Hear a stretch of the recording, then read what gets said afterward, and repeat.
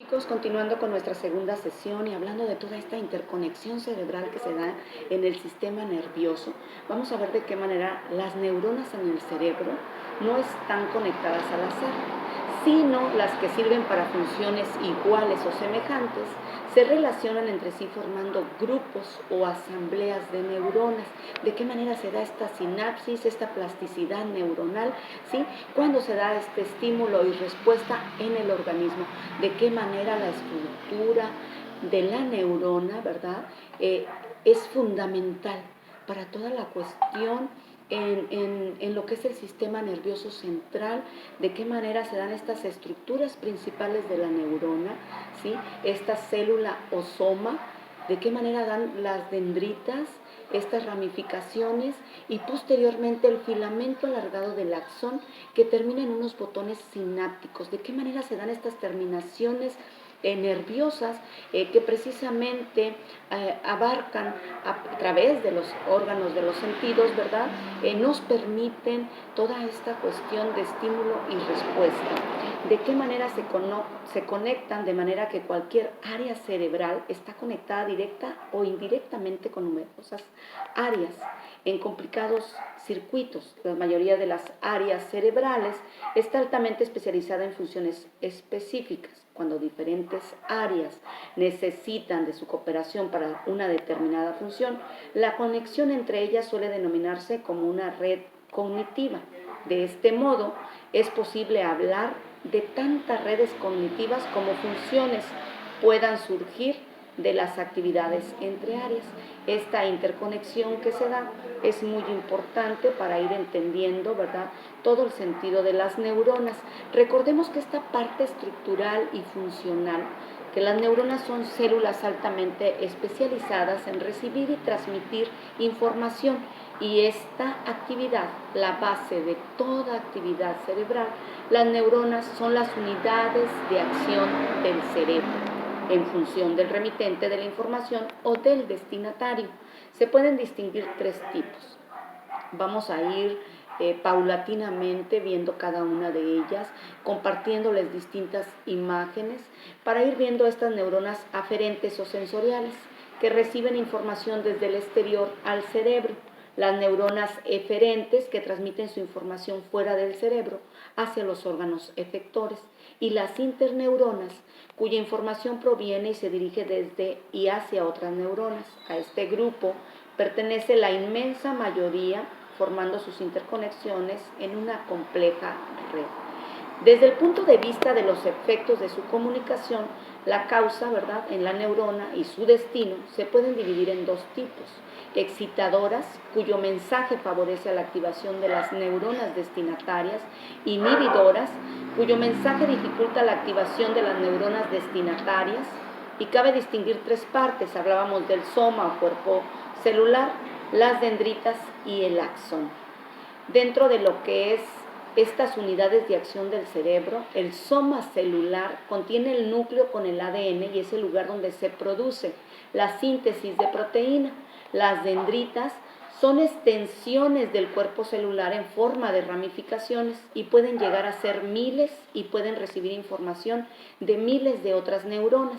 El axón es la prolongación del cuerpo celular que tiene como función la salida de información desde la neurona.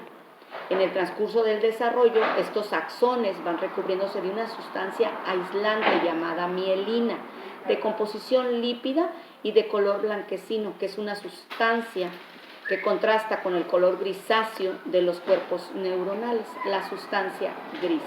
La mielinización posibilita a los axones una velocidad de transmisión que puede llegar a ser 100 veces superior a la de los axones aislados.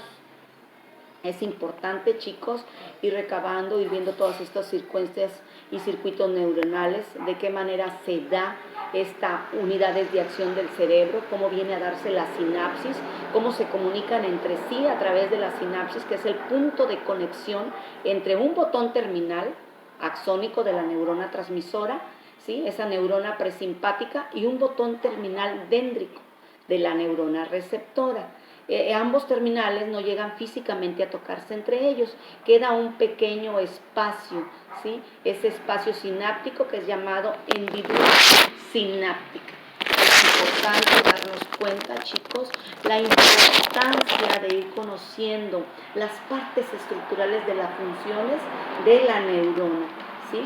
Y cómo es importante identificarlo a través de cada una de estas unidades de acción del cerebro, este mecanismo que las neuronas utilizan para comunicarse. El interior de las neuronas tienen carga eléctrica negativa respecto al exterior, y cuando una neurona es estimulada suficientemente se abren determinados canales de la membrana celular que permiten entrar iones positivos como el sodio, lo que hace que el interior celular se torne menos negativo, se despolarice. El cambio eléctrico resultante se denomina potencial de acción y viaja desde el cuerpo celular a través del axón, y cuando alcanza los terminales axónicos provoca que una serie de vesículas que ahí se encuentran liberen en la hendidura sináptica unas sustancias químicas contenidas en su interior llamadas neurotransmisores. Dentro de lo que es, al ser liberado, cruzan esta hendidura sináptica y se unen a receptores específicos de estos neurotransmisores situados en el botón terminal dendrítico de la neurona. Es importante, chicos, ir analizando. Vamos a estar viendo cada una de estas cuestiones en los capítulos, ¿verdad?, de cada una de las sesiones. Esta es nuestra segunda, y entonces vamos a darnos cuenta de cómo el cerebro humano, que es el más complejo de todas las estructuras vivas, procesa esa información sensorial a la vez que coordina, mantiene las funciones vivas del organismo, hasta 1 billón de células nerviosas que son las neuronas, que trabajan unidas a través de estos impulsos eléctricos para coordinar las actividades físicas y los procesos mentales que distinguen al ser humano de otras especies. Esta masa gelatinosa, que pesa aproximadamente 1.4 kilogramos, dependiendo del peso corporal y el sexo de cada persona. No obstante, no hay conexión entre el peso del cerebro de un individuo y su inteligencia. Junto con la médula espinal, el cerebro humano es parte del sistema nervioso central. El cráneo, sus 3 membranas, el lóbulo frontal, el lóbulo parietal, el lóbulo temporal, el lóbulo occipital. Vamos a ir viendo esta anatomía del cerebro humano. Vamos a realizar algunas imágenes para ir identificando dentro de la anatomía del cerebro esta corteza cerebral, los 2 hemisferios cerebrales, el izquierdo y derecho, que están conectados por el cuerpo calloso, ubicado dentro de la corteza cerebral. Es importante, chicos, darnos cuenta de ir conociendo la estructura y funciones del cerebro y el saber por qué se le llama la máquina perfecta. Así que, chicos, vamos a dar inicio a nuestra segunda sesión. Así que iniciamos.